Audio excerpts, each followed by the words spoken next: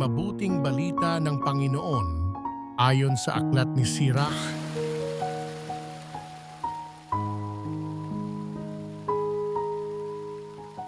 Kung gusto mo, masusunod mo ang utos ng Panginoon, ikaw ang magpapasiya kung magiging tapat ka sa Kanya o hindi. Naglagay siya sa harapan mo ng tubig at ng apoy, kunin mo ang iyong maibigan. Makapipili ka ng alinman sa dalawa, buhay o kamatayan, ang iyong mapili ang siya mong tutunguhan.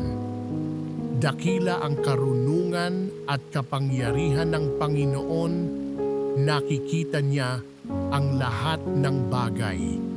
Nalalaman niya ang lahat ng ginagawa ng bawat tao at kinakalinga niya ang mga may takot sa Kanya.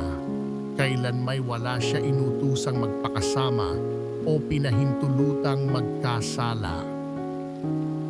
Ang mabuting balita ng Panginoon.